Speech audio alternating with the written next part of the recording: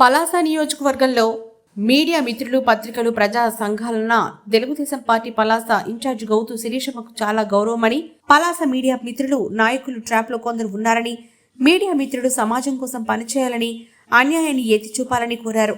పలాస తెలుగుదేశం అధికార ప్రతినిధి తలగాన నరసింహమూర్తి నాయుడు మరియు పలాస మండల కార్యదర్శి దువ్వాడ సంతోష్ ఈ కార్యక్రమంలో పాల్గొన్నారు.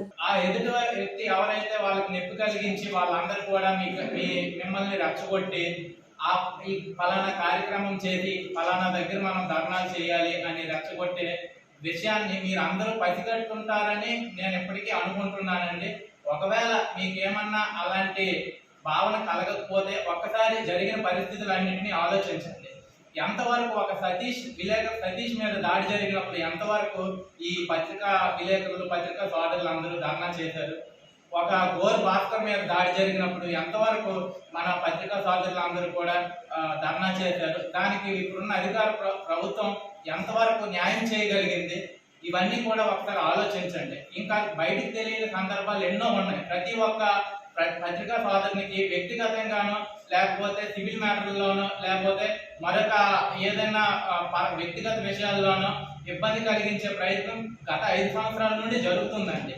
ఇవన్నీ పక్కదారి పట్టించి ఎవరో ఒకరికి వ్యక్తిగతంగా ఉన్న వ్యక్తిగత కక్షల్ని మీ అందరినీ కూడా కూడగట్టి ఆ వ్యక్తిగత కక్షని క్యాష్ చేసుకోవాలని, అధికార పక్షం దగ్గర క్యాష్ చేసుకోవాలని అనుకోవడం ఇది చాలా హాస్యాస్పదం అండి. దీన్ని మీరు అందరూ పసిగడతారని, పసిగట్టి ప్రతి ఒక్కరు కూడా ప్రజా సమస్యల పైన మీరు అందరూ కూడా పోరాడుతున్నారు కాబట్టి దాని పరిగణన కాకుండా ప్రజా సమస్యల పైన ఏదన్నా ధర్నాలు ఉంటే చేయండి, ఏమన్నా వార్తలు ఉంటే రాయండి అని మీకు అందరికీ ఎప్పటి నుండో మీరందరూ కూడా చాలా సీనియర్లు, మీకు తెలిసే ఉంటుంది. కానీ ఈ ఒక్క విషయంలో ఈ 2 నెలల్లో మిమ్మల్ని ఎంత డైవర్షన్ గురి చేస్తున్నారో కూడా దయచేసి అర్థం చేసుకొని తెలుగుదేశం పార్టీ ఎప్పుడు కూడా పత్రికా సోదరులకి, ప్రింట్ మీడియాకి, ఎలక్ట్రానిక్ మీడియాకి ఎప్పుడు కూడా ధన్యవాదాలు తెలుపుతూ ఎప్పుడు కృతజ్ఞతలుగా ఉంటారని చెప్పి మీ అందరికీ తెలియజేయడం అవుతుందండి.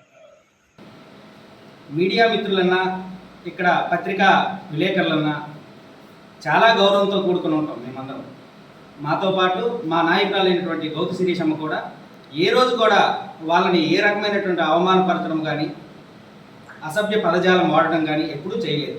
మరి ఎందుకో మీడియా మిత్రులు గత 2 రోజుల నుంచి ఆవిడ మీద ఆరోపణలు చేస్తూ సోషల్ మీడియాలో ఎవరో ఒక ఫేక్ అకౌంట్ ద్వారా వస్తున్న ఒక మీడియా మిత్రుడి మీద చేస్తున్నటువంటి ఒక పోస్టింగ్ చూసి చివరికి రోడ్డెక్కి ధర్నా చేయడం జరిగింది. మీడియా మిత్రులకు ఒకటే విన్నపం, సోదరులారా, ఈ నియోజకవర్గంలో గత 2 సంవత్సరాల నుంచి పలు రకాలైన పత్రికల మీద, పలు రకాల పత్రికల యొక్క విలేకరుల మీద దాడి చేయడము మీ సమక్షంలోనే దాడి చేయడం జరిగింది. మొన్న 6 మాసాల క్రితము పలాస మండలం లక్ష్మీపురంలో పత్రికా పేరు అనవసరం సతీష్ అనే ఒక విలేకరి, పత్రికా విలేకరు మీద సెల్ ఫోన్ తీసుకొని ఆయన పైన దాడి జరిగింది. అక్కడే ఉన్న ఈ మీడియా ప్రతినిధులు చాలామంది సమక్షంలో ఆ సంఘటన జరిగింది. అది మీడియా మీద దాడి కాదా సోదరులారా? అలాగే చాలా సందర్భాల్లో ఈ నియోజకవర్గ నాయకుడైనటువంటి మంత్రి ఇంటి దగ్గరే చాలా సందర్భాల్లో కొన్ని పత్రికల విలేకరుల మీద ఆయన పరుసు పదజాలం వాడి ఎన్నో రకాలైనటువంటి మాటలు మాట్లాడితే అక్కడే ఉన్న ప్రతినిధులుగా మీరు ఉండి ఏ రోజు దాన్ని ఖండించలేదు. సరికదా? ఆ మంత్రికి వత్తాసు పలుకుతూనే వస్తున్నారు ఈ రోజు వరకు.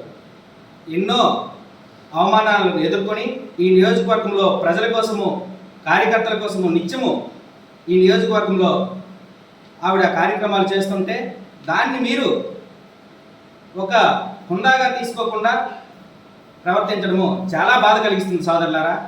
మీరు ప్రతిపక్షం ఇక్కడ సమస్యల్ని ఎంత ఎత్తి చూపుతుందో మీరు కూడా అంతే బాధ్యతతో సమస్యల్ని ప్రజల్లోకి తీసుకెళ్లవలసిన మీరు ఈ విధంగా చేయడం అనేది చాలా బాధ అనిపిస్తుంది. మీరు కూడా కొద్దిగా ఒకసారి ఆలోచించండి. ఇక్కడ జరుగుతుంది ఏమిటో మీ అందరికీ తెలుసు. గత 5 సంవత్సరాల నుంచి ఈ నియోజకవర్గంలో ఎలాంటి రకాలైనటువంటి కార్యక్రమాలు ఈ అధికార పార్టీ చేస్తుంది, దానిలో కూడా మీరు కూడా బాధ్యులుగా ఉన్నారు. చాలా రకాలైనటువంటి బాధలు మీరు పడుతున్నారని మా వరకు వస్తుంది. కానీ ఈరోజు బహిరంగంగా బరితెగించి మీరు రోడ్డెక్కి ఈ పార్టీ మీద, ఆవిడ మీద మీరు దుష్ప్రచారం చేయడం ఎంతవరకు సోదరులారా? కాక ఇక్కడ పలాస మీ పత్రికలు విలేకరుల మధ్యలే ఒక పత్రిక ఉంది. అది నిత్యము ఆ కుటుంబం మీద ఎప్పుడూ అవాకులు పేర్లు ఒడ్డి మిగతా వార్తల్ని, చెడు వార్తలను వండి వారిస్తూ ఆయన నిత్యము ఆ కుటుంబం మీద, వెంకన్న చౌదరి మీద, గౌతు శిరీషమ్మ మీద ఎప్పుడూ ఏదో ఒక వార్త రాస్తూనే ఉన్నాడు. ఎప్పుడూ మీరు ఖండించలేదు సరికదా, మీరు ఎప్పుడు మందలించలేదు కూడా. మరి మీ పత్రికా స్వేచ్ఛ ఏమైపోయింది సోదరులారా? ఇక్కడ మిమ్మల్ని చాలా గౌరవంగా చూస్తున్నాం. కాబట్టి మీరు నిజాలని బయటికి తెచ్చి మీరు మరికొద్దిగా హుందాగా వ్యవహరించి మీరు విషయాల్ని బయటికి తేవాలని మీకు మనస్ఫూర్తిగా ఈ మీడియా సమావేశం ద్వారా నేను తెలియపరుస్తున్నాను.